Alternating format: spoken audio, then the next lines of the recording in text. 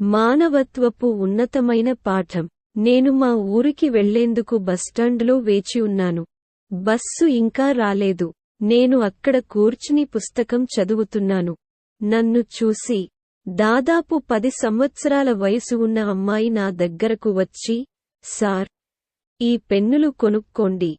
నేను మీకు 4 పెన్నులు 10 రూపాయలుకి ఇస్తాను. నాకు చాలా ఆకలిగా ఉంది. నాకు ఏదైనా తినడానికి ఉంటుంది అన్నది. ఆమెతో పాటు ఒక చిన్న పిల్లవాడు కూడా ఉన్నాడు. బహుశా ఆమె తమ్ముడనుకుంటాను.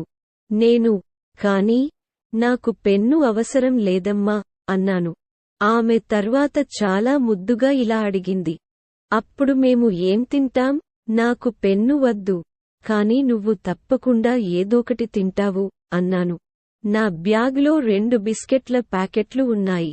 నేను ఆ 2 ప్యాకెట్లను తీసి ఇద్దరికీ చెరొకటి ఇచ్చాను. కానీ ఆమె ఒక ప్యాకెట్ తిరిగి ఇచ్చేసి, అయ్యగారు, ఒక్కటి చాలు, ఇద్దరం పంచుకుంటాం అని చెప్పడంతో నేను చాలా ఆశ్చర్యపోయాను.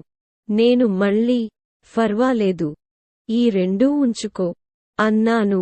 దానికి ఆ అమ్మాయి అడిగిన ప్రశ్న నన్ను, నా హృదయాన్ని, నా ఆత్మను కూడా కదిలించింది. అప్పుడు మీరు ఏమి తింటారు అని అడిగింది.